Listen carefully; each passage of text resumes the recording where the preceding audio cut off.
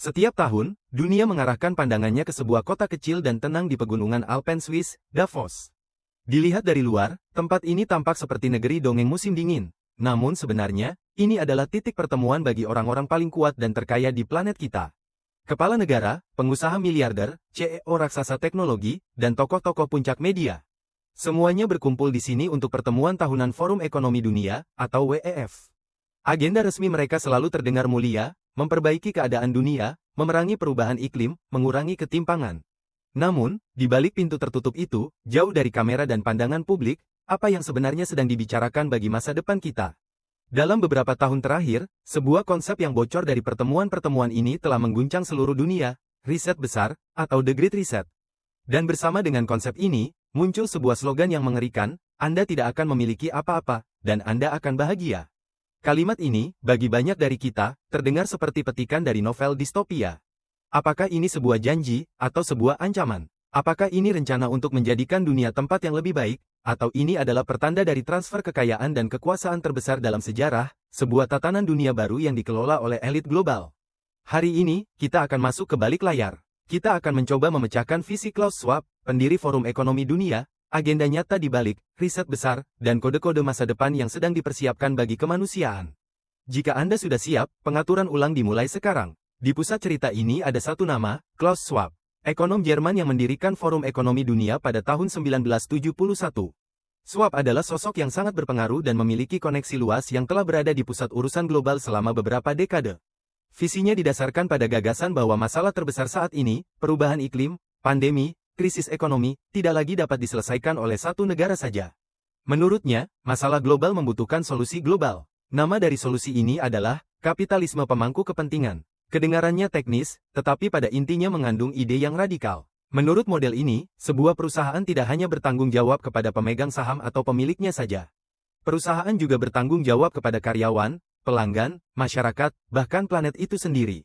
Terdengar luar biasa di atas kertas, bukan? Siapa yang tidak ingin perusahaan menjadi lebih bertanggung jawab? Namun, para kritikus mengangkat bendera merah pertama di sini. Siapa yang akan memutuskan kepada siapa perusahaan harus bertanggung jawab? Siapa yang akan menetapkan standar tanggung jawab ini? Jawabannya adalah mereka yang berkumpul di Davos itu sendiri, yaitu sekelompok elit yang terdiri dari teknokrat yang tidak terpilih, para CEO, dan birokrat. Apakah ini berarti pemusatan kekuatan ekonomi di tangan elit global yang bergerak di luar proses demokrasi? Konsep kunci lainnya dari Schwab adalah revolusi industri keempat. Sebuah era di mana teknologi seperti kecerdasan buatan, penyuntingan gen, dan internet untuk segala akan mengubah hidup kita secara mendasar. Schwab mengatakan revolusi ini tidak hanya akan mengubah apa yang kita lakukan, tetapi juga siapa diri kita. Ini adalah visi masa depan di mana manusia dan teknologi menyatu, dan identitas digital serta biologis kita saling terkait. Apakah ini kemajuan yang mengasyikkan, atau langkah berbahaya yang diambil untuk mengendalikan sifat manusia? Dan kemudian tahun 2020 tiba. Pandemi COVID-19 menghentikan seluruh dunia. Bagi jutaan orang, ini adalah masa tragedi, kehilangan, dan ketakutan.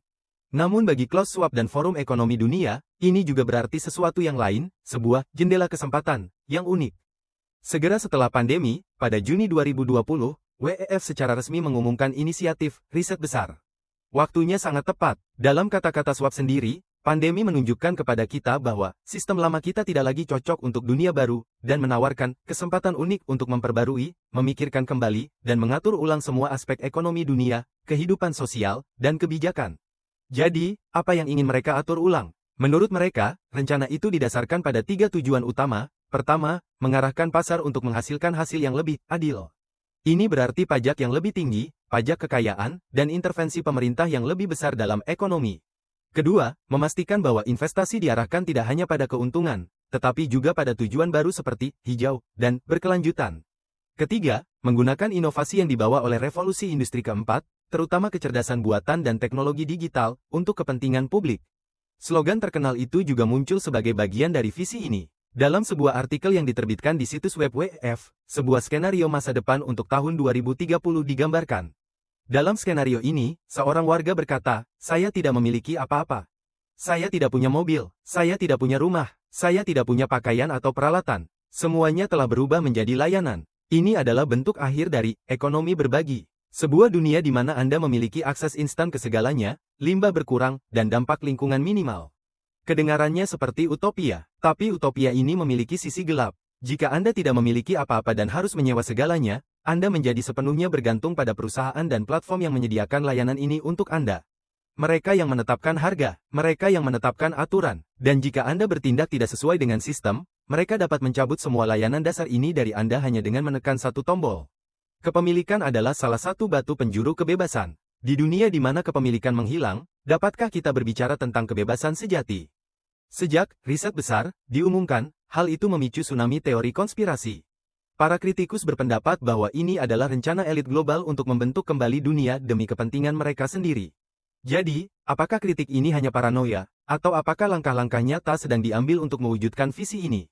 Mari kita lihat 4 konsep kunci yang bisa disebut sebagai kotak alat riset. Alat pertama, mata uang digital bank sentral atau CBDC. Ini tidak seperti mata uang kripto yang Anda kenal. Ini adalah uang digital yang dikendalikan langsung oleh negara. Bayangkan dunia di mana uang tunai telah benar-benar menghilang. Setiap pengeluaran yang Anda lakukan dapat langsung dipantau oleh pemerintah. Lebih penting lagi, uang ini bisa diprogram. Misalnya, pemerintah dapat memutuskan bahwa uang Anda hanya dapat dibelanjakan untuk produk tertentu. Atau mereka bisa memaksa Anda untuk berbelanja dengan memberikan tanggal kedaluarsa pada uang Anda. Apakah Anda mengikuti protes oposisi? Mungkin dompet digital Anda akan dibekukan seketika. CBDC memiliki potensi untuk menawarkan kekuasaan kontrol yang belum pernah terjadi sebelumnya bagi negara terhadap warga negaranya. Alat kedua, identitas digital. Konsep ini, yang masuk ke dalam hidup kita melalui perdebatan paspor vaksin, sebenarnya adalah bagian dari proyek yang jauh lebih besar. Bayangkan sebuah sistem di mana semua informasi pribadi Anda, catatan kesehatan, rekening bank, riwayat perjalanan, aktivitas media sosial, bahkan jejak karbon Anda, terhubung ke satu identitas digital. Identitas ini bisa menjadi wajib untuk mengakses layanan, bepergian, atau bahkan mendapatkan pekerjaan.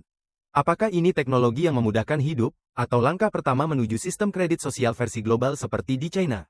Alat ketiga, skor ESG, lingkungan, sosial, dan tata kelola. Ini adalah sistem di mana perusahaan dinilai tidak hanya berdasarkan kinerja keuangan mereka, tetapi juga berdasarkan kebijakan mereka pada isu-isu seperti perubahan iklim, keadilan sosial, dan keragaman. Dana investasi raksasa seperti BlackRock mengarahkan miliaran dolar investasi berdasarkan skor ESG perusahaan. Situasi ini memaksa perusahaan untuk mematuhi ideologi politik dan sosial tertentu daripada sekadar mencari keuntungan. Apakah ini upaya untuk membuat kapitalisme lebih bertanggung jawab, atau proyek rekayasa sosial yang dijalankan melalui perusahaan yang menekan kebebasan berpikir dan berekspresi? Alat keempat, narasi krisis. Krisis global seperti perubahan iklim dan pandemi adalah nyata dan harus ditanggapi dengan serius. Namun, menurut para kritikus, krisis ini digunakan sebagai alat untuk membuat perubahan radikal dan tidak demokratis, seperti riset besar dapat diterima oleh publik. Atas nama menyelamatkan planet atau melindungi kesehatan masyarakat, pembatasan kebebasan dan kontrol ekonomi yang biasanya tidak akan pernah diterima, menjadi dibenarkan. Kalimat, jangan pernah biarkan krisis yang baik terbuang sia-sia, menjadi sebuah strategi di sini. Jadi, apa yang harus kita pikirkan di akhir semua ini? Forum Ekonomi Dunia dan para pendukungnya menjanjikan kita masa depan yang lebih adil, lebih hijau, dan lebih setara. Menurut mereka, riset besar adalah langkah berani dan perlu yang diambil untuk membangun kembali sistem yang runtuh dengan cara yang akan bekerja lebih baik bagi kemanusiaan dan planet ini. Di jalan ini, memberikan beberapa pengorbanan pada kebebasan individu dan hak kepemilikan adalah harga kecil yang harus dibayar demi kebaikan yang lebih besar. Di sisi lain, para kritikus mengatakan ini adalah upaya perebutan kekuasaan paling berbahaya dalam sejarah. Menurut mereka, ini adalah rencana elit global tanpa akuntabilitas demokrasi untuk membangun kontrol total atas kemanusiaan dengan menggunakan teknologi. Slogan, Anda tidak akan memiliki apa-apa dan Anda akan bahagia, adalah ringkasan dari masa depan distopia ini, kemanusiaan yang pasif, bergantung, dan terus-menerus diawasi. Sebuah dunia di mana bahkan kebahagiaan dipaksakan kepada Anda dari luar. Kebenaran mungkin terletak di suatu tempat di antara dua ekstrim ini. Namun satu hal yang pasti, perubahan yang dibawa oleh teknologi dan globalisasi telah membawa kita ke persimpangan jalan. Keputusan yang kita ambil akan membentuk masa depan kemanusiaan selama beberapa dekade mendatang. Itulah mengapa kita harus bertanya. Kita harus memahami agenda nyata di balik janji-janji masa depan yang cerah yang disajikan kepada kita. Seberapa banyak kebebasan kita yang siap kita korbankan demi kenyamanan dan keamanan?